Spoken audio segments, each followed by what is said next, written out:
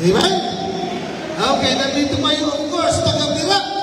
Yung mga dito sa Birak galing. Ayan. Yes. Ayan. Sila yung halos ulit dumating. Mga taga-Birak.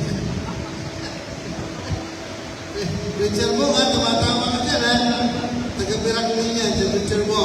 Tayo po ay mag-awitan. Ano po? Umawit po tayo, yung sinusong, ligaya ng buhay. Kung kilala mo si Kristo. Okay, lahat ng nakakaalam ng awitin, umawit ng masigla at umawit ng malakas. Okay, hindi lang malakas, masigla din.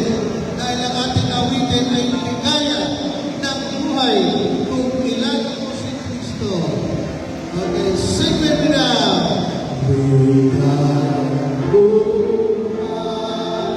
Kung kilala mo si Kristo, ligaya buhay. Kung siya'y malulubos mo, amen, mabaguhin ang iyong buhay.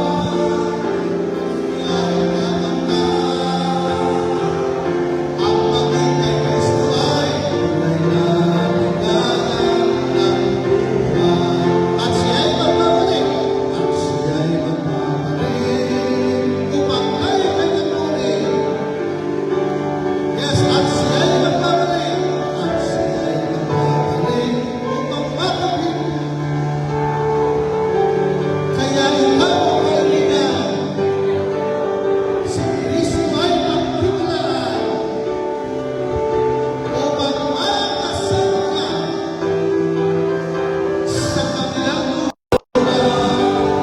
Kung kilala mo si Kristo, ligaya buhay. Kung siya'y malulubos mo, babaguhin ang iyong buhay. At siya ay gaganap. Ang maging kay Kristo ay tunay na ligaya ng buhay. Amen. One more song. One more full praise of Jesus. Before we sing victory in Jesus, we will sing that song, Wonderful Praise of Jesus. Amen. Lahat ng ito ay nangyari sa biyaya ng Panginoon. Nakarating tayo dito sa biyaya ng Panginoon. Amen? Nabuo ang plano at ang programa nito sa biyaya ng Panginoon. Naligtas sa mga kaluluwa, ang mga taga-Katanduanes, mga kapatid, sa biyaya ng Panginoon. Nakapagsimula ng gawain doon po sa Pandan, sa biyaya ng Panginoon. At meron pang ilang mga gawain sisimulan pa sa biyaya pa rin ng Panginoon. So sing with me this song, Wonderful Grace of Jesus. Sing it now. Wonderful grace of Jesus. Praise all my sin. How shall the heart describe it? Where shall its praise begin? Taking away my burden.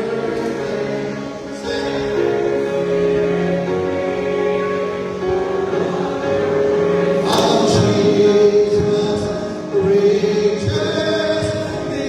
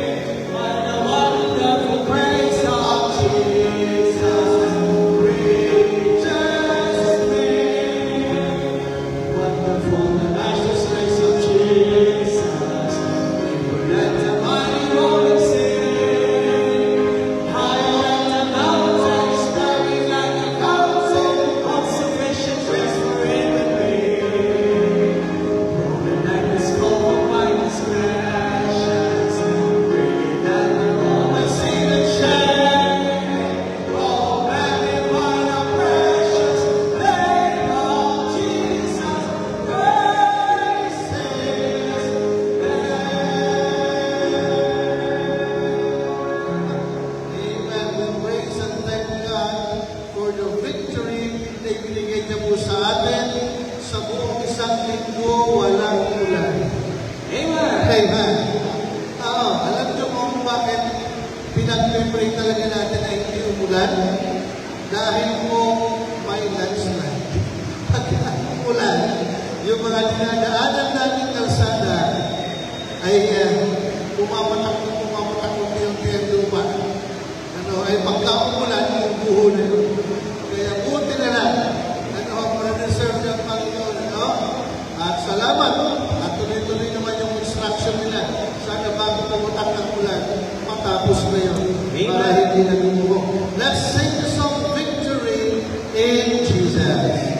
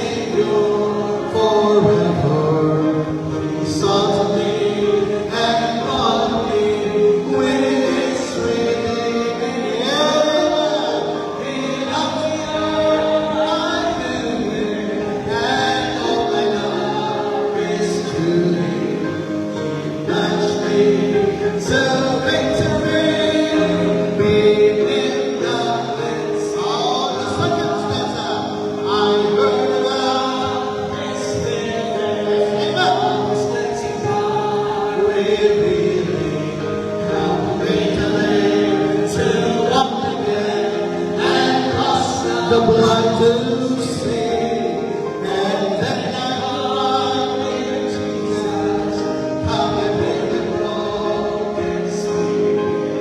And sounds of Jesus came and brought to me the victory. Oh, victory in Jesus, my Savior forever.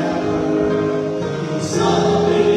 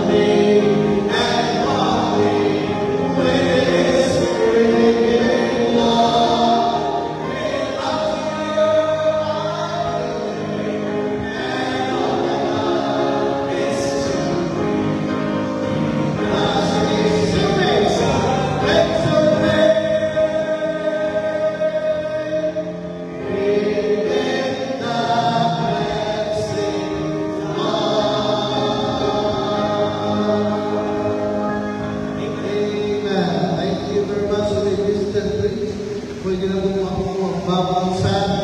Okay, once again, nais ko po matiin ang babangsan ng isang mapagpala at magandang umaga. Amen? Salamat sa Panginoon. Dahil tayo ay nakapagpipong muli for this closing ceremony, ay meron tayo kami ng bagay na matutunghayan po. Of course, kanina, we recognize the delegates, representatives from different municipalities itong Catanduanes province. Pero marami pang wala kanina. At ngayon,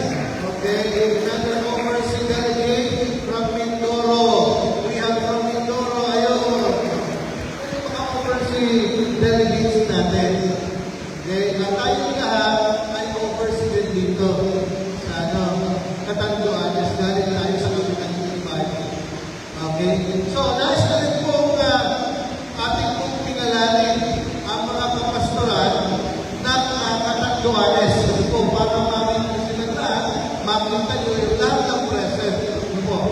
So, nandito na po ang ating pong isa sa senior pastor o sino lang yata senior pastor sa ating tira dito sa island ng Catanduanes. Pastor Frank, please come at please let us know who you really are. Ano yung church po ninyo? Saan yung church po ninyo? Magandang hapon po sa lahat. Ang simbahan ay tinatag ng Panginoon. May tutudyas namin. Ito po ay simbahan ng Iglesia ng Panginoon. Iglesia ni Cristo, pero tunay na si Cristo ay tunay ng tao, tunay ng Diyos. Yan po sa limulan natin. Yan ako yan. Nakita ito. Ito po ay basketball court. Nabunagan po ako 1978, December 27. Ako po ay isang pamilya ng religyoso, obispo, mga madre. Ano po, kaya mga mag-anak ko mga obispo eh. Pero sa biyaya ng Panginoon po na nakilala sa kanya at sa ministry po, tinawag ng Panginoon na 1984. Until now, ako po ay pastor. Ako po ang pinapagandang pastor ng Baptist dito po sa Catanduanes. Ang aking pong pastor ay from Samar at iniwan niya sa akin ang gawa ng Panginoon. Tayo po ay balik sa mga kayo, EBCLTF, pero nagdito po tayo Division Liga. Pero tayo po ay independent Baptist Bible Believing Church. At sa biyaya ng Panginoon, ako po ay inilagay niya, no? Malapit sa puso ng Panginoon para matalagaan ng kanyang iglesia. At ako po ay nangunguna rin para isa-isahin ang simbahan ng Panginoon. 2 beses na po sa Catanduanes. Nagpupunta po sa mga Pastor Conway at sa mga advance party sa pagkamulan ni Pastor Aaron Cedric. Nagkita po kami kasama ang mga pastor ng Catanduanes, mga missionaries. Namit ko po sila si Pastor Rolly, Pastor Mark Maaiba, Pastor Francis Del Rosario, at si Pastor Nebra Tutaman. Lahat po na missionaries na pumapasok sa Catanduanes, pumupunta po sa akin at tinutulungan ko sila, sinasabi sa kanila yung mga dapat at hindi dapat gawin bilang pastor. Kung meron ng pastor sa isang barangay, huwag na. Malilito ang tao. Kung baptist na po, pwede sa bawat barangay. So marami po kami sa dinam, nandiyan si Pastor Bo, si Pastor Mark, at si Pastor Nebra, wala na dito siya. Pero ginagawa po namin ang gawa ng Panginoon in spite of trials and testing. Ano po, sapagkat alam namin, tapat siya na nangako na hindi tayo lupa ng kababayaan. Bilang pastor, senior pastor ng Catanduanes, kulang po ang salita. Nasasabihin ko, pero tatandaan niyo po, walang sayang na ginugol niyo sa Catanduanes. Pera, effort, alam ko may mga pangyayari na ginawang kaway just to hinder the ministry. Pero hindi magtatagumpay ang diablo because there is victory in Jesus. Amen? Tatandaan niyo yan. May tagumpay po. Bagamat may mga negative na nangyayari, ang sabi ng Romans 8:28, all things, good or bad, words made for good. To those who trust God, to those who love God, to those who were called according to His purpose. Sa mga panahon namin sa Pilipinas, sa mga Pastor Conway, Diyos ang mabalos. Salamat po, arigato, thank you. Ayos na. Ilan na lang, masasabi ko lang lahat ng pasasalamat. Okay? So, of course, nandito din, yung mga pastors na sige po, punta na kayo dito. Pastors dito sa Catanduanes, please stand up. Punta po kayo dito, magpakilala po kayo. Kung sino man po kayo. Sige po. Then, we want to take a souvenir picture with you. Here, sige po. Mahihayin po sila. Si Pastor Frank lang hindi nahihiya dito. Dito, sige. Magandang umaga po, Pastor Mark Panganiban po ng Bethany Bible Baptist Mission. Dito po sa Danicop. Lahat po ng pasasalamat ay sinabi na ni Pastor Franklin, kaya ako po ay nagpapasalamat din sa inyong lahat. Thank you so much po. God bless po sa inyo. Danicop po, barangay Danicop po ako. Pero ako po ay from Pirat. Ito po sa Pirat, ito po sa Danicop. Pero ako po ay Batanggay. Ako po ay taga Batangas. Ito po ako at ito po ako nagpipito sa Nagjawa. So, alam niyo na ngayon, Batanggay yan. Maubusan na lang yaman, Morning po sa bawat isa. Ako po si Pastor Niel Cabarnes po ng Graceway Bible Baptist Mission sa Biga. Ako po ay send out ni Pastor Joseph Jimenez dito po sa Graceway Bible Baptist Church sa Hipmoto. At ako po ay almost 3 years pa lamang po sa biyaya po ng Panginoon ay nagpapatuloy. At nagpapasalamat po kami ibiya po ng Graceway Biga. Nagpapasalamat po kami sa mga pastor, salamat po, Pastor Eroy, sa mga churches na pumunta po dito po sa Catanduanes, especially po sa mga kapatiran na napunta po doon po sa bayan po ng Biga. Maraming salamat po sa inyong mga pagtulong, sa pag-akay ng mga kaluluwa, sa medical missions, mga doctors, mga soul winners. Maraming salamat po. Binigyan niyo po kami ng magandang trabaho, ng masayang problema. Na sa dami po ng kaluluwa namin po ipapalo up. Ito po yung magandang problema. Bigay po ng Panginoon at nagpapasalamat po namin. At pagpalain po kayo at sa mga susunod pa po na bayan na po mapupuntahan. At sana po huwag po kayong magsawa. Wala pong sayang sa inyong pong pagpapagal para po sa Panginoon at sa inyong pong labor, sa inyong Biblia. The labor is not in vain in the Lord. Puri po ang Panginoon sa Diyos po ang Panginoon. Amen. Meron po tayo ang ating pastor. Ako, siya ay nagpapastor sa Pangkaliban. Siya po yung accommodate ng ating mga delegates from Zambales.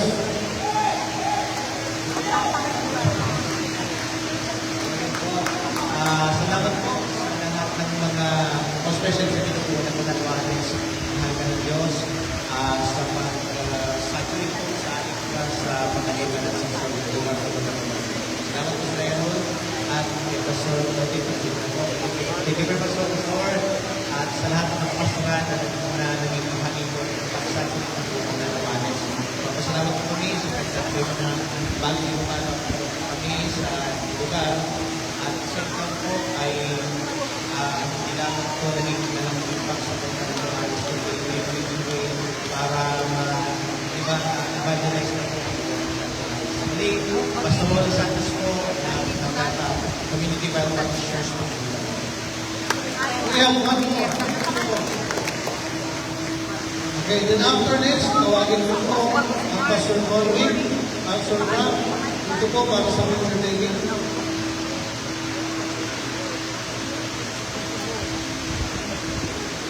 Magandang umaga po sa ating lahat. Sa lahat, salamat sa mga mahal ng Diyos sa opportunity na naabot nila kami po siya, especially yung mga pagsasabi sa amin. Sa mga pinalitin nasira, lawang ng Panginoon. Kaya bago kayo maging ang prayer ko ay kayo Panginoon ang nagsasanagawa ng kayo ang tawag. Sa pangunguna ni Pastor Marley, salamat po sa ating national coordinator. Kay Ma'am Ethel, sa lahat ng doctors, salamat po. Tuwang-tuwa ang mga. Pero sabi ko naman sa kanya, hindi tayo mas katuwa kung may mga tao tumutulong sa dalawa. Maraming salamat po. Okay, we have one more. Mga kapatid, ito po ay kampal ng ating senador, Pastor Bongo.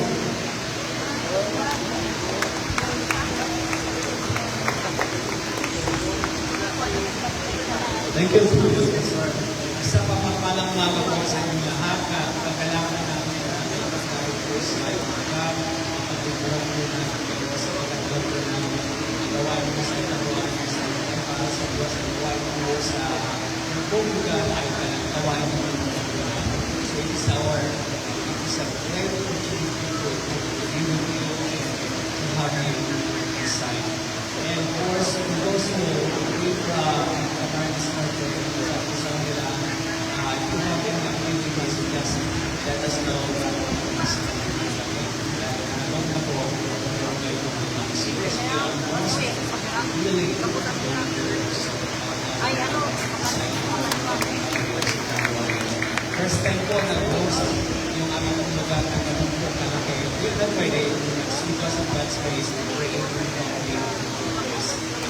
Thank you so much, and God bless you. And thank you all, pastors and brethren, for being with us. God bless us. Alam mo po, Pastor Clear, lahat na dito sa Pagbuares. Congratulations there because Pastor Colby to be with us here. Ang ating pong talagang director ito. And of course, Pastor Wensa, ang ating pong isa provincial director, regional director. Pastor Wensa, please come here. Siya po ang director ng Region 5. Ano po, regional director ng Mahal ka ng Diyos. Okay, at of course, yung ating pong speaker, ang ating opening ceremony, Pastor Paolo Malabanan. And we have si Lieutenant Colonel Atienza. Sir, please now and join us in picture taking po. Dito po, Pastor Dante, please.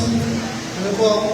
So, through his effort, ay talagang hindi tayo hiniwalayan ng ating mga kapulisan mula opening hanggang ngayong closing, saan man tayo nandoon, sila ay nakaputol, sila ay nakapantay, mula simula hanggang matapos, ay sila ay kasama po natin.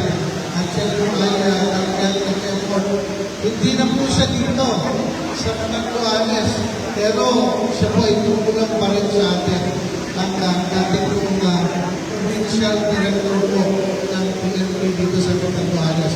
And he is now a provincial director as well ng Quezon. Okay naman, na-set up na ni Jay. Pan? Okay, so head ng ating mga medical, of course, si Dr. Francis Yanito is now staging sa kanan po, Dr. Francis and Dr. Jane is now. Si Dr. Earl and si Doc Molly, please come. Nandito po na. Okay, si Doc Maya at yung girlfriend ko, meron na ba siya? Kung meron na. Volunteer. Baka, binata ako itong doktor kaya baka may gusto mag-volunteer. Wala ko siya kasama rin. Meron pa ba? Meron pa dyan? Sino po?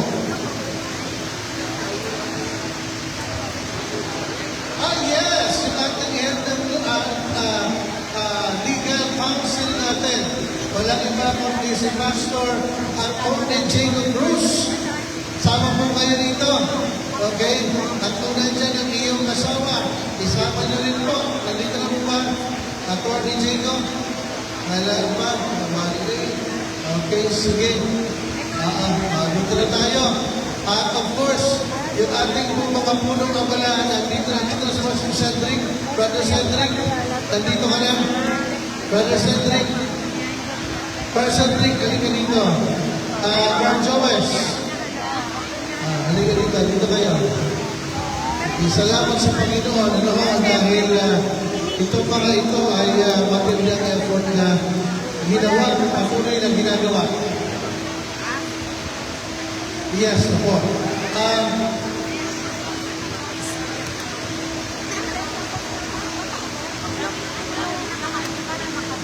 Yes, ayun ang associate ko ni Dr. Atty. Jacob. Okay, sige po. Si Jeline, nasaan dito? Jeline Arsiaga. Nasaan siya? Where art thou? Diyan ka doon.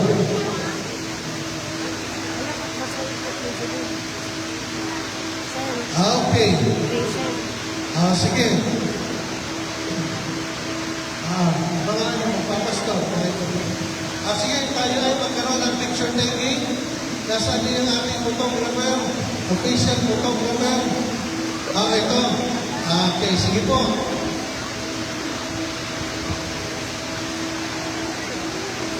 Compress. Compress na kami niya.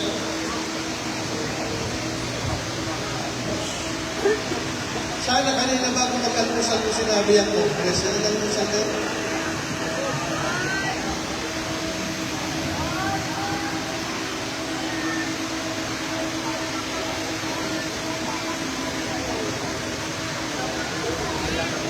Thumbs up.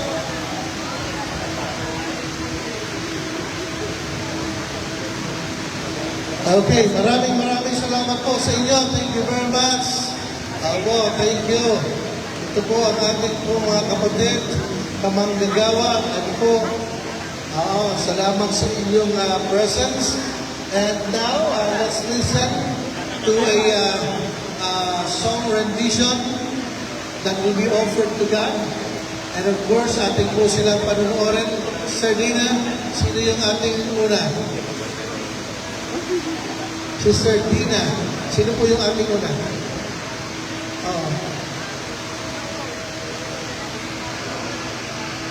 Double solo?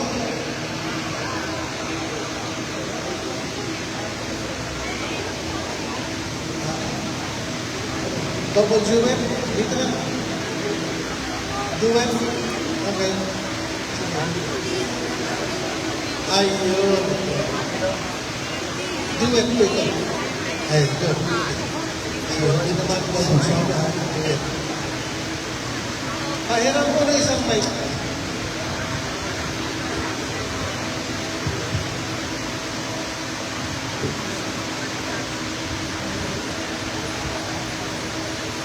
Nakanta ka? Sino kakanta sa inyo? Hindi ko pa yung kay Ate Tina. Ba't pa ka doon?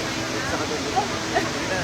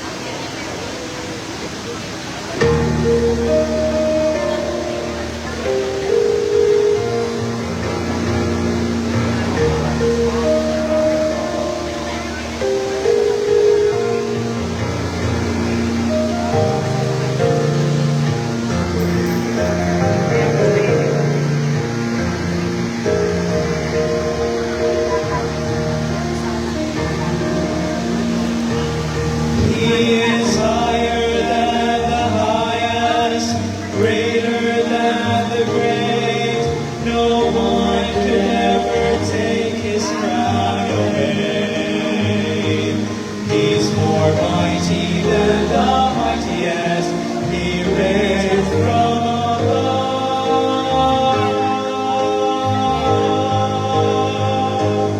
He's the all-time undisputed, undefeated champion of love.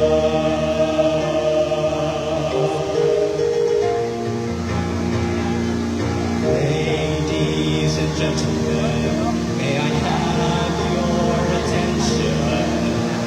I want to introduce to you, in this corner of the good and right, stands the champion robed in white. His height exceeds the heavens, his ways as waves of words. His reach reaches everywhere, his age is evermore. He is higher than the highest, greater than the great. No one could ever take his crown away. He's more mighty than the mightiest. He reigns from above.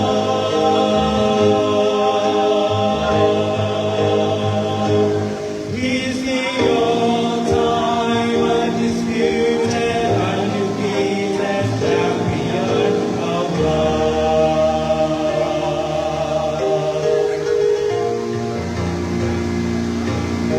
He left his hometown to enter this arena, to raise his hands in victory for me. An angry crowd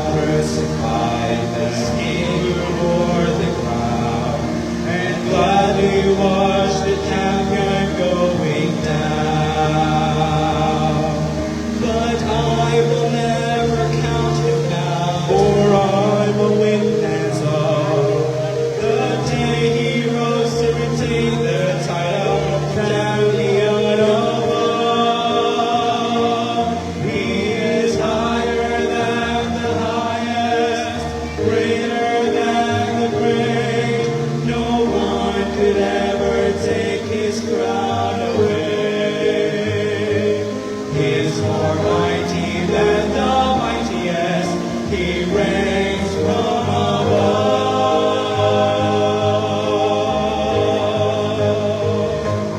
He's the higher than the highest, greater than the great. No one could ever take his crown away. He's more mighty than the mightiest. He reigns from above.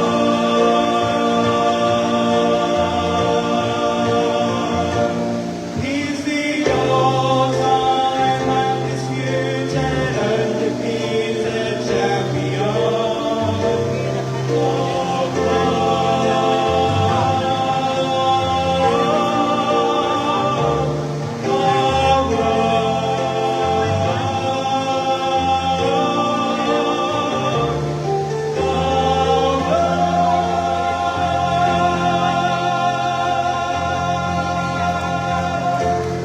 Director po ng Mahal Ka ng Diyos Baptist Evangelistic Crusade, ang ating pong buting pastor ng Christ Baptist Church Muntinlupa City, Pastor Jose Conrad III.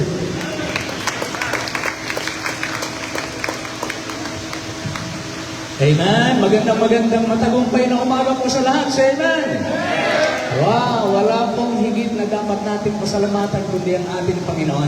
Ito po yung araw na ating pinagpapasalamat sapagkat sa mga nagdaang mga araw ay ating pong ginanap ang gawain na hindi po naman natin kayang gawin ng tayo lang. So, salamat po sa lahat at mamaya naman po pasasalamatan ng lahat. Ibig po natin munang pagtuunan ng pansin ang salita ng Diyos. Tumayo po tayong lahat. Buksan po natin ating Bible sa 1 Corinthians chapter 15. 1 Corinthians 15, 57 and 58. 1 Corinthians 15, 57 and 58.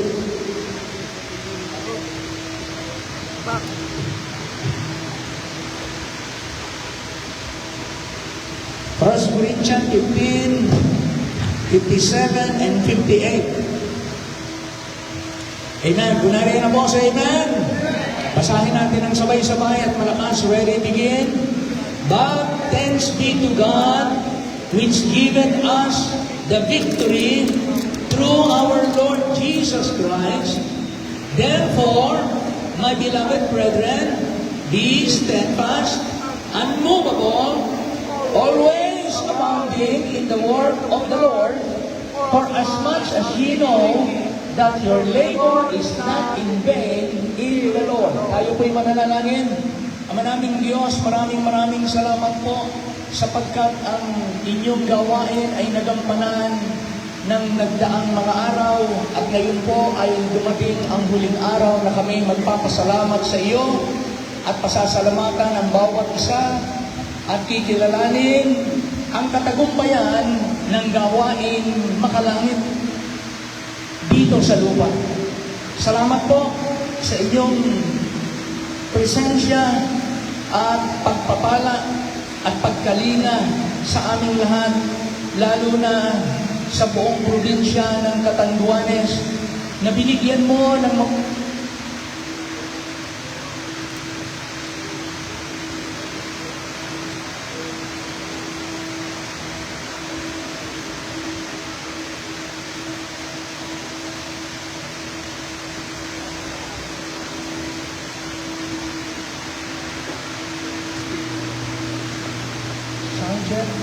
Okay po.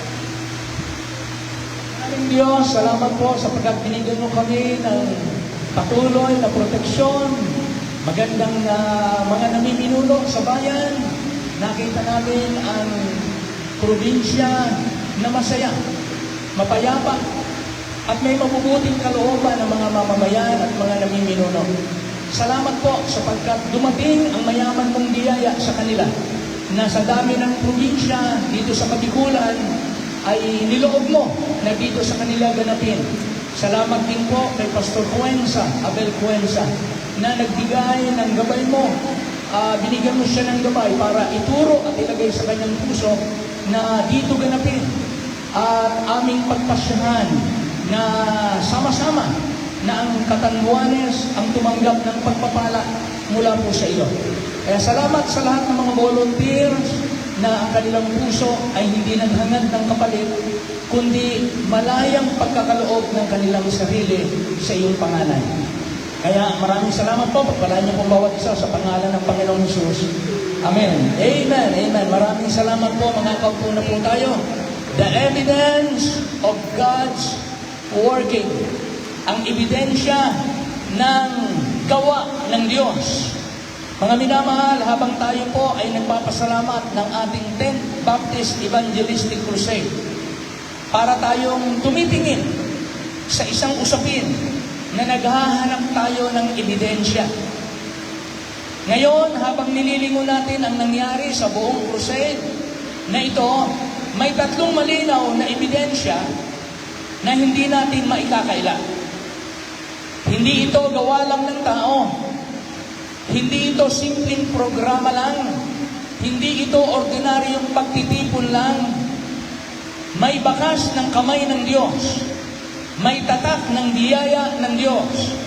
May ebidensya ng paggawa ng Diyos. At dahil dyan, may tatlong bagay tayong dapat gawin sa closing ceremony at closing assembly na ito. Number 1, ibig ko pong kilalanin natin, let us recognize the hand of God in the victory. Amen? Ang sabi po sa 1 Corinthians chapter 15 na ating binasa, but thanks be to God which given us the victory. Una po, ang 1 Corinthians chapter 15 ay maliwanag na alam natin ang pinag-uusapan po dito ay muling pagkabuhay. May nagsasabi na ang muling pagkabuhay ay hindi totoo sa Bible. Kaya sumulat si Apostol Pablo para itama muling pagkabuhay, walang kabuluhan ang ating pananampalataya. Kaya napakahalaga po ang pinangangaral, ang muling pagkabuhay na pinatututuhanan ng banal na kasulatan. Hindi lamang dito sa lupa ang buhay, nangangako ang Panginoon, may buhay, may bagong katawan na hindi na mamamatay, hindi na nagkakasakit, hindi na magkakasala. Pangako ng Diyos sa mga Kristiyano, kaya sabi ng Bible, ito ay pag-asang God giveth us the victory. Yung salitang us, sino ba yung us doon? Sino ba yung binigyan tayo ng pag-asa ng muling pagkabuhay? Hindi ito para sa lahat ng tao. Ito'y pag-asang ipinangako sa mga nagsisi ng kasalanan at nagtiwala kay Kristo na tinatawag sa kanilang kapanahunan na mga Kristiyano. Totoong Kristiyano, yung may pag-asa at katiyakan ng langit. Pag ang tao, baptist man tayo, magmula kapanganakan hanggang sa tayo'y mamatay, pero hindi ka nakaranas ng muling kapanganakan, wala kang katiyakan ng langit, sayang ang lahat ng iyong pagsisimba. Sayang lahat ng gawa nating mabuti. Walang victory. Sapagkat ang tinutukoy na victory ito'y ang kamay ng Diyos. Let us recognize the hand of God. Hindi natin kayang buhayin wala pong ospital.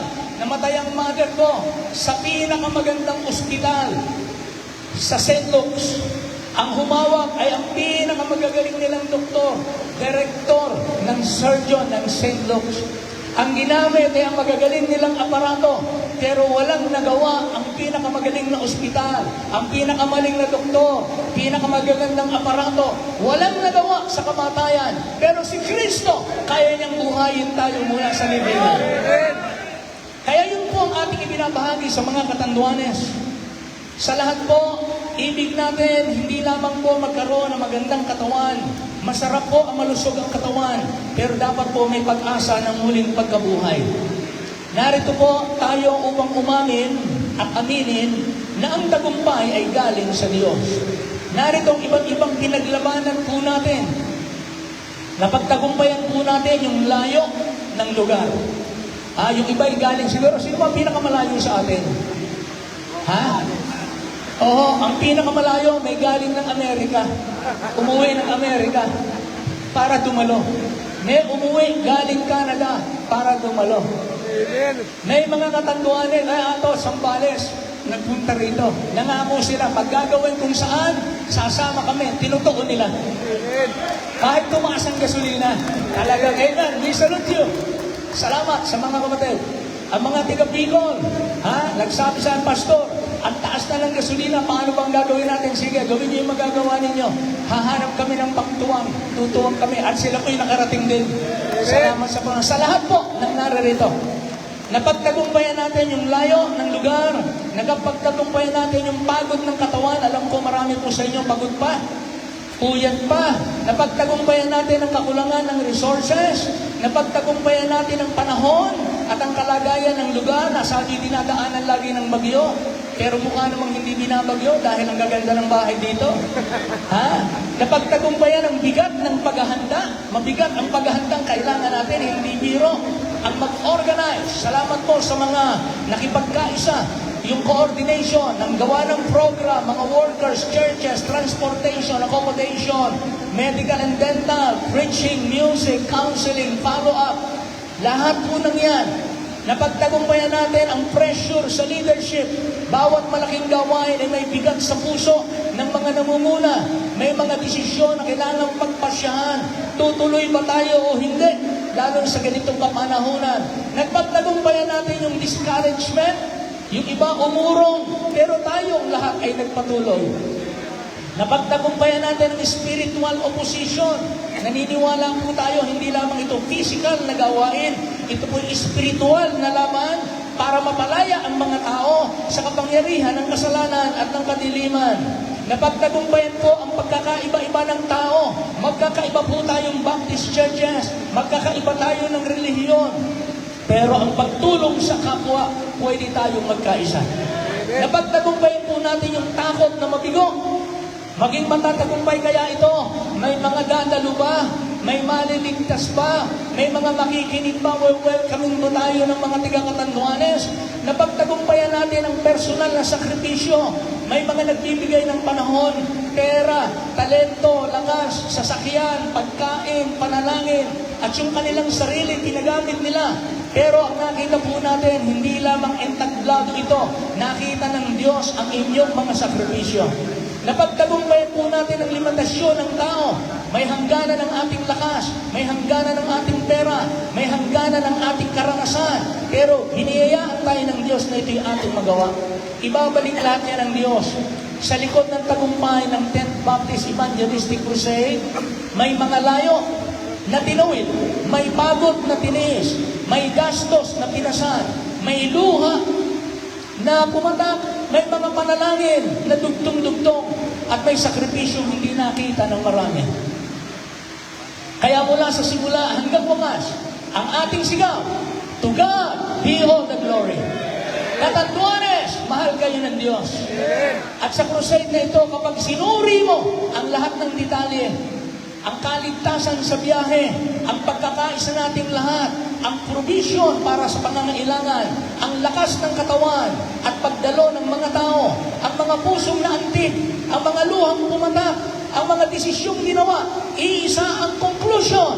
God did it. Why we must recognize God's hand? Because only God could open the hearts of men. Ang Diyos lang ang nagbubukas ng puso ng tao. Ang tao pwedeng magbukas sa relihiyon, pero hindi niya kayang buksan ang kanyang puso sa hindi niya nakikita at hindi niya naunawaan. Pero ang Diyos ang nagbubukas, ang sabi sa Acts 16:14, whose heart the Lord opened. Ang Diyos po ang nagbubukas ng puso. Kaya salamat kung sa una nating araw ng assembly, direkta tinanong ko po ang ating gobernador. Direkta po nung kami magharap, the very first time na kami nagharap, natutuwa ako natin ko siya na siya'y mananampalataya. Bilang pastor, na gusto kong matiyak na siya'y talagang nakaunawa, maliwanag ang kaligtasan. Tinanong ko siyang direkta, Governor, ang akin pong tanong sa inyo, paano po ang tao makakatiyak na sa langit pupunta? Ang sagot po niya, Pastor, pagka ang tao nagsisi ng kasalanan na nagtiwala kay Kristo, ligtas na. Hindi ako tumigil doon dahil marami ay tama ang sagot sa ganung paraan. Dinugtungan ko yung aking tanong, Governor, naniniwala po ba kayo na kinakailangan ng taong magpakabuti o gumawa ng mabuti, pandagdag sa pananampalataya para ang tao maligtas? Sabi niya, Pastor, hindi kinakailangan ng aking mabuting gawa. Sapat na ang ginawa ni Kristo para sa aking kaligtasan. Wow!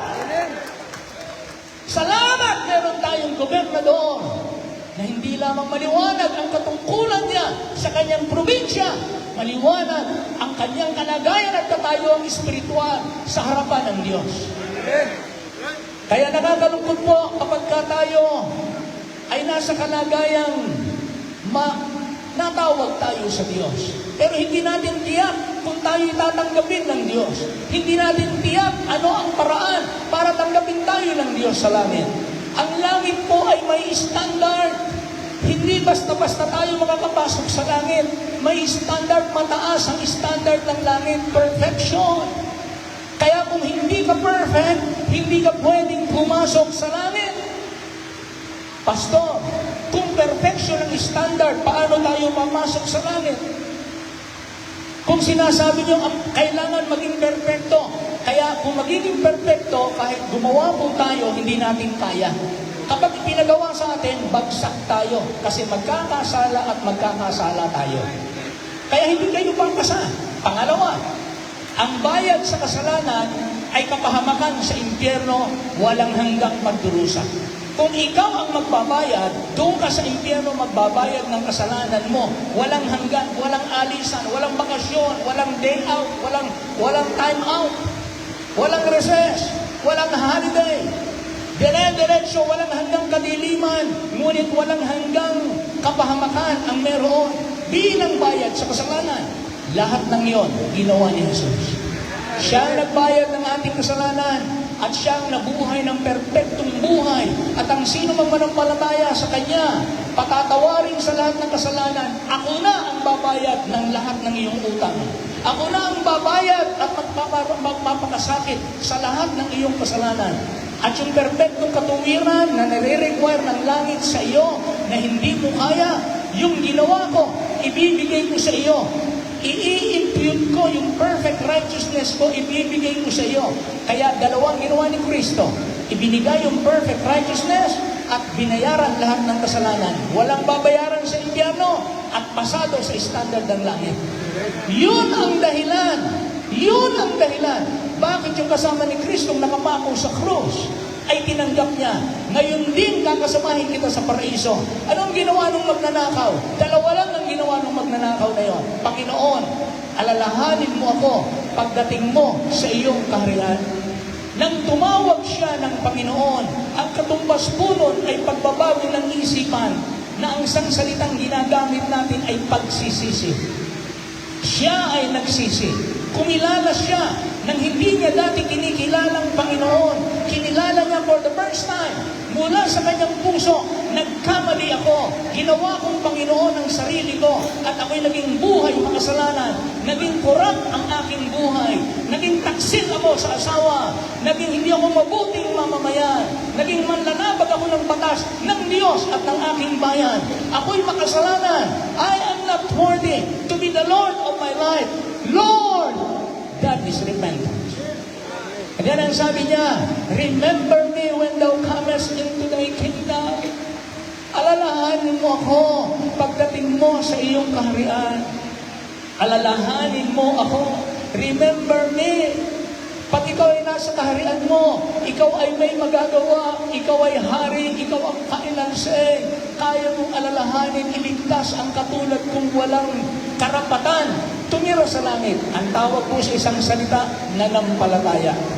Kaya dalawa pong ginawa ng magkatulisan sa krus. Nagsisi ng kasalanan at nanampalataya kay Jesus na kanyang tagapagligtas. Maraming santo at santa dun sa baba. Naroon sila Peter, naroon sila John, naroon ang mga apostles, naroon si Mary, naroon ang mga santo at santa. Wala siyang tinawagang santo at santa. Ang tinawagan niya ay si Kristo ang tagapagligtas. Hindi si Kristo nagtanong sa mga apostol. Hindi siya nagtanong sa mga santo at santa. Pwede ba siyang tanggapin? Hindi niya kailangan ng opinyon ng tao. Kaya niya magpasya mag-isa. Ililigtas niya ang sino ang nanampalataya sa kanya. Ngayon din, kakasamahin kita. Alam niyo po, sa English, ang nakalagay po doon, thou shalt be with me in paradise. The word shall is very, very important. Nang sabihin po ni General Douglas MacArthur, I shall return. tinanong ko po yung ibang kausap ko, sabi ko, bakit hindi ko ang ginamit ni General Douglas MacArthur ay I will return? Bakit ang sinabi niya ay I shall return? Sabi ng iba, Pastor, hindi kasi siya tiyak na siya'y makakabalik. Kaya I shall return. Sabi ng iba, kasi Pastor, tiyak niya na siya'y babalik. Kasi Pastor, gusto niyang bumalik. Alam niyo po, hindi niya ginamit ang will sapagkat ang will ay word of desire. Kapag sinabing I will return, gusto kong bumalik. Babalik ako dahil gusto ko. Pero nang sabihin niyang I shall return, ito po ay termino ng legal na salita. Kaya ginagamit mo sa mga legal document ang salitang shall. Kung kayo'y nagpapauma, hindi siya magbabayad pag gusto lang niyang magbayad. Siya'y magbabayad sa ayaw niya at sa gusto, obligado siyang bumalik ang magbayad. Kaya yung salitang shall, obligado akong bumalik. Hindi pwedeng hindi. Kaya nang sabihin niya, General Douglas MacArthur, I shall return. Hindi pwedeng hindi ako bumalik. Pwede mong panghawakan ako'y babalik. It's my obligation to return. Nang sabihin ni Kristo doon sa magnanakaw, thou shalt be saved. Kahit na anong nagawa mo kasalanan ng daan, kahit gaano karaming tao pinirwisyo mo, kahit na gaano karami ang sinaktan mo, kahit na gaano kasama ang tingin ng tao sa iyo, kahit gaano ka karumi sa paningin ng sino man, pero dahil ikaw ay nagsisit na ng palataya sa akin, obligado ako na ikaw ay aking tubusin, na ikaw ay aking patawarin, at ikaw ay dadalhin ko sa aking kaharian. Kaya ganyan po ang kaligtasan. Yun ang gusto nating dalahin sa mga kataratan-Juanes. Hindi panibagong relihiyon. Kaya salamat po, bukod sa ang Panginoon ay nagliligtas, siya'y nagpapagaling. Siya'y tumutulong sa kapwa. Kaya una, nakita natin ang tagumpay kahit sa muling pagkabuhay, we can trace the hand of God. God did it. Sabi nga ng Psalm 33:16, there is no king save by the multitude of an host. Salamat sa ating mga kapulisan na tayo'y binantayan, tayo'y kanilang minonitor sa lahat ng araw. Pero ang sabi dito, there is no king save by the multitude of an host. Mighty is, a mighty man is not delivered by much strength. A horse is avenging for safety, neither shall he deliver any by his great strength. Ang Diyos lang po ang nagdi-deliver sa ating lahat. Sabi nga ng mga doktor, pag pinasasalamatan niyo, Dok, salamat, pinagaling niyo kami. Agad sinasabi ng mga mauhusay na doktor, hindi po kami nagpapagaling. Instrumento lang po kami ng totoong nagpapagaling. Yes. Amen. Palakpakan natin ang ating mga doktor po na narito. Salamat po sa inyo at mga abogado. Because God only can give real victory. Ang totoong tagumpay ay hindi lang natatapos ang event na ito. Ang totoong victory ay may naaabot na kaluluwa, walang hanggan. May naantig na puso, may na-encourage na simbahan. At nawa kayo po mga pastor dito sa Catanduanes, lalong ma-encourage na magkaisa. When there is unity, there is strength. Magkaisa kayo, huwag niyong hayaan kayo hatiin ng maliliit na bagay. Kinakailangan pag-isahin tayo ni Kristo at ng salita ng Diyos. When the fingerprints of the blessings are examined, they all belong to God. The evidence is clear. Ang Diyos ang gumawa at hindi patapos ang gawain ng Diyos. Pangalawa, remember the people God used in the victory. So number one, we remember that the hand of God did it. Amen? So yun po ang number one nating punto na nakita natin dito. Let us recognize the hand of God in the victory. Number two, let us remember the people God used in the victory. Lahat po tayo at mayroon pong mga wala dito na ginamit din ng Diyos.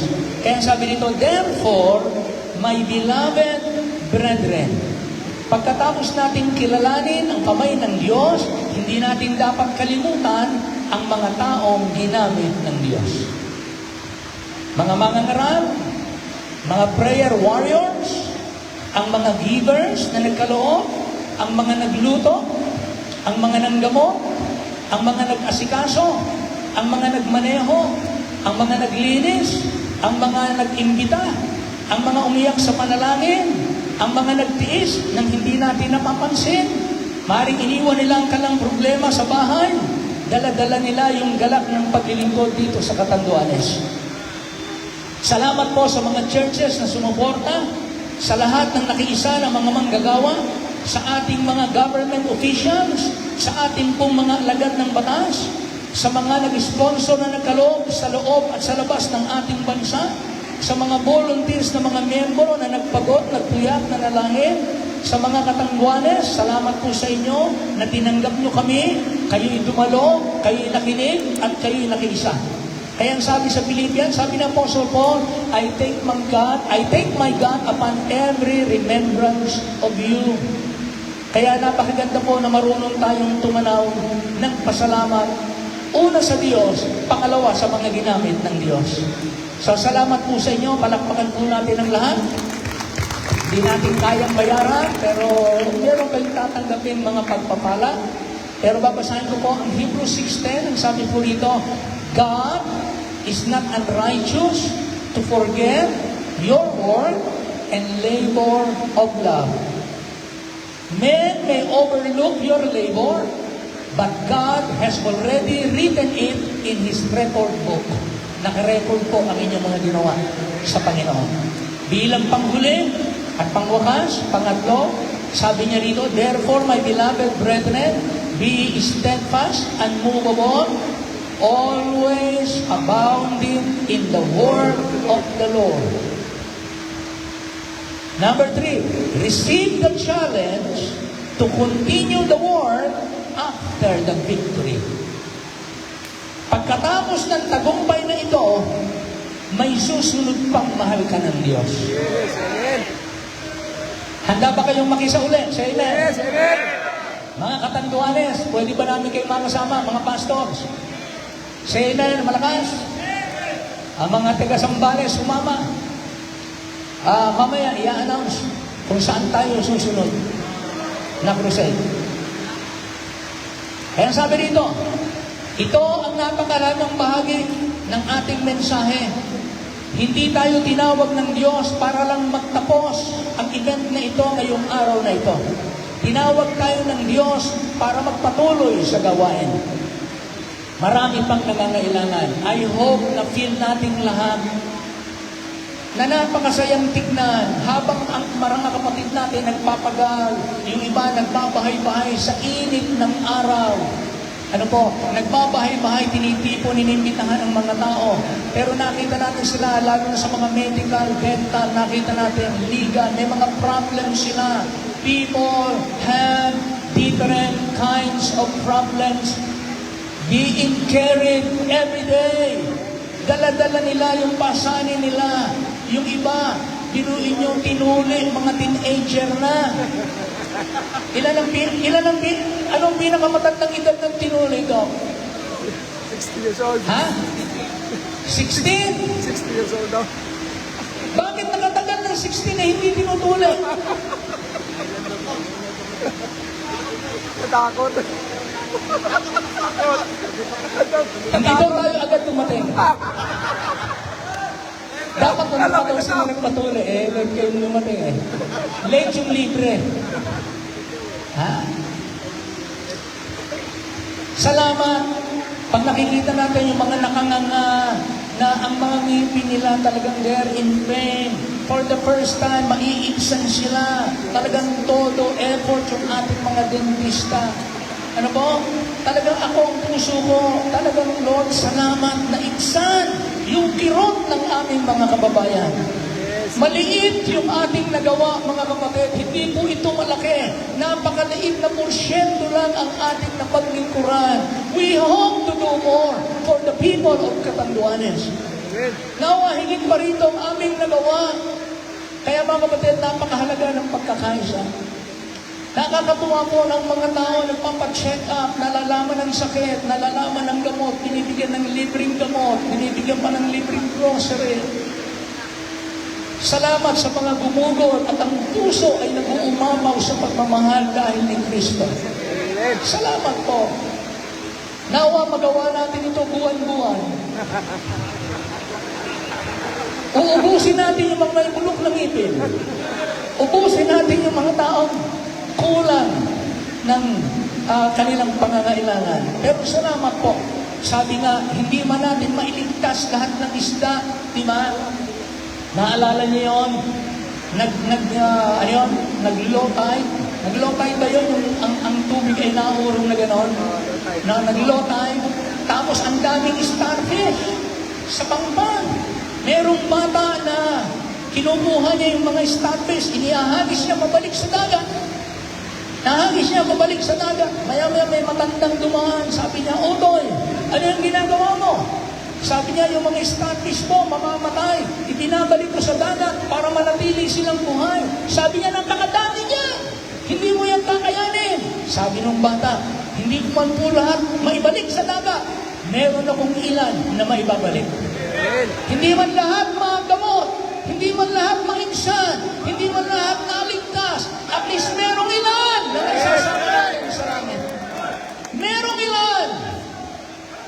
Kaya salamat po sa Panginoon. Kaya pagkatapos ng huling awit ng event na ito, pagkatapos ng huling panalangin, pagkatapos ng huling amen, may mga kaluluwang kailangan pa rin maabot sa ibang lugar. Kaya meron pa po tayong 11 Baptist Evangelistic Crusade. Lang, mahal ka ng Diyos. What is the challenge? Ano ngayon ang hamon sa atin? Anong sabi ng talata? Number 1, be steadfast. Mga Kristiyano, huwag maging seasonal ang pagiging Kristiyano natin. Huwag maging event-driven ang pagiging worker natin. Huwag maging excited lang kapag may malaking gathering. Magpakatatag tayo, tumayo tayo, magpatuloy tayo sa gawain ng Diyos. Pangalawa, be unmovable. Sabi ng Bible, maraming mahadlang, pagod, discouragement, kakulangan, opposition, misunderstanding, yung weather, yung distansya, yung kahinaan ng ating katawan. Pero ang gawain ng Panginoon ay hindi para sa mga taong madaling sumuko. Ang gawain ng Diyos ay para sa mga determinado na magsuko ng buhay sa gawain ng Diyos. Marami pa po kayong bayan, marami pa kayong barangay na wala pang gawain. Ang kailangan mo, ang mga simbahan ay nagsisilbing ilaw. Pag naroon ang ilaw, yung mga nasa dilim, aahayin mula sa dilim, dadaling sa liwanag. Yung mga sugarol, yung mga babaero, yung mga mangkukulam, yung mga durugista, yung mga kurap, pag nadala mo yan sa Panginoon, mababago ang buhay. Lalong gaganda ang Catanduanes, lalong gaganda ang Pilipinas. Yun ang dahilan. Bakit kinakailangan natin magpatuloy? Hindi tayo magpahadlang. Hindi bumuti ang pamunuan ng Pilipinas dahil ng edukasyon. Ang tataas ng pinag-aralan ng ating mga gobernador, senador, congressman, mayor, barangay chairman, andun ang presidente, andun ang mga lahat ng mga leader natin. Pero pinakamalaking korupsyon sa ating panahon ay ginagawa ng mga edukadong tao. Sabi ng nanay ko nung una, anak, mag-aral kayo para hindi kayo lumaking magnanakaw. Para bagang sinasabi ng nanay namin, pagka mang tao nag-aral, hindi magiging magnanakaw. Pero tingnan nyo kung sino ang malaking magnakaw ngayon. Yung mga taong mataas ang pinag-aralan. Hindi ko nila lahat. Pero nakakalungkot, sila mismo umaamin, wala namang malinis sa atin. Bakit po? SOP ang corruption sa Pilipinas. SOP! Tinanong ko yung aming mayor sa aming bayan ng unang panahon, Mayor, bakit ho ba yung wete hindi mapatigil-tigil kayong ibinabawal naman? Sabi sa akin ng aming mayor, pastor, alam niyo nung ang tatay ko, mayor, yan din ang tanong ko, doktor siya, hindi pa siya mayor. Ang tatay ko, mayor, yan ang tanong ko sa tatay ko, tay, ba't ba yung wete hindi mapatigil-tigil? Pero alam niyo, pastor, ngayong ako na ang mayor, ngayon ko nalaman, hindi madaling patigilin ang wedding. Malaman lamang mo kung ba't hindi madaling patigilin. 6,000 sa kanya kada bola. SOB kay Mayor. Kada bola, 6,000. 3 beses binobola sa isang araw. 18,000 kay Mayor. Hindi ko alam kung may waiting dito, sir.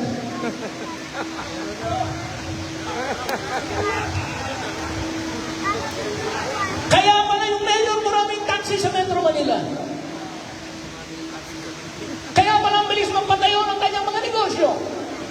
Dahil sa wedding pa lang, sabi niya, Pastor, kung ito'y patitigil ko, kahit matigil to sa ating bayan, Pastor, magpapatuloy ito, kinakailangan sabihan niyo ang kampo. Naroon ang kampo sa kabilang bayan. Kasama ang mga militar sa ginagamit ng mga taong korap. Sabi nga kung walang magpapagamit, wala silang magagamit. I hope na itong sinasabi ko, maramdaman yung totoo dahil si Kristo hindi nagpunta rito para tayo tapikin lang sa balikat at tayo batiin sa ating ginawa. Ang hinahanap ng Diyos, aminin natin na tayo mga makasalanan at magsisi tayo sa ating kasalanan. Taos-pusong pagtitiwala na si Kristo ang ating tagapagligtas at malibang tayo paghariin niya, mananatili tayong kurap sa ating buhay. Be steadfast, unmovable. Sabi ng Bible, always abounding in the word of the Lord. Kahit